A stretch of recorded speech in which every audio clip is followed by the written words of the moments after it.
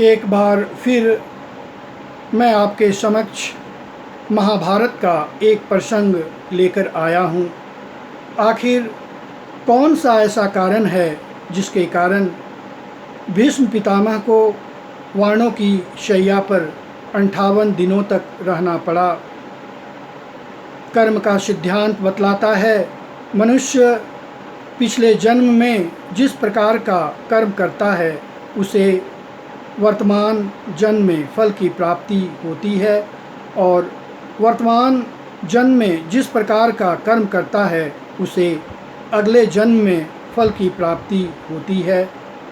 जब भीष्म पितामह वाणों की शैया पर लेटे थे उस समय कौरव और पांडव मिलने आया करते थे। श्री कृष्ण एक बार उनसे मिलने आए, तब भीष्म पितामह उनसे पूछते हैं कि मैंने ऐसा कौन सा कार्य किया है जिसके कारण मुझे वाणों की शैया पर लेटना पड़ रहा है और दुख भोगना पड़ रहा है।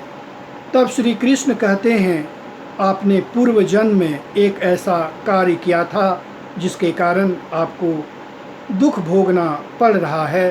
तब भीष्म पितामह कहते हैं, मुझे 10 जन्मों की जानकारी है, मैंने ऐसा कोई कार्य नहीं किया है। तब श्री कृष्ण कहते हैं, उसके पहले आपने एक ऐसा कार्य किया है जिसके कारण आपको वाणों की शैया पर रहना पड़ रहा है। श्री कृष्ण कहते हैं, जब आप राजकुमार थे वन में भ्रमण करने जाया करते थे। एक दिन की बात है, आप रथ में सवार होकर वन की ओर जा रहे थे। उसी समय आपने एक सर्प को देखा और उसे एक कंटीली झाड़ी में रख दिया, और वह सर्प 18 दिनों तक कंटीली झाड़ी में रहकर दुख का अनुभव करने लगा और ईश्वर से प्रार्थना किया कि जो मुझे ऐसा किया है उसे भी दंड दिया जाए, और 18 दिनों के बाद उसकी मृत्यु हो गई। तब भीष्म पितामह कहते हैं, लेकिन मुझे इस जन्म में फल की प्राप्ति हो रही है।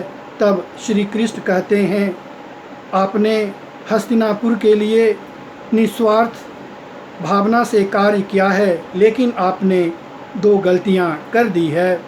आपने उस अधर्मी को राजा बनाया जो देख नहीं सकता था और सही का बता नहीं सकता था, और दूसरी बात यह है कि भरी सभा में द्रौपदी का जब चीरहरण हुआ तो आपने न तो दुर्योधन को और न ही दुशासन को टोका, जिसके कारण आज आप दुख भोग रहे हैं। इस तरह से कहा जा सकता है, जो अधर्म की राह पर चलता है उसे दंड अवश्य मिलता है। और भीष्म पितामह 58 दिनों के बाद अपना प्राण त्याग देते हैं। उन्हें ऐसा करने पर विवश हो जाना पड़ता है। उन्हें तब एहसास होता है, और जब सूर्य उत्तरायण में जाता है तब उनकी मृत्यु हो जाती है। उन्हें इच्छा मृत्यु का वरदान था, और इस तरह से कहा जा सकता है कि हमें हमेशा अच्छा कर्म करना चाहिए। धन्यवाद।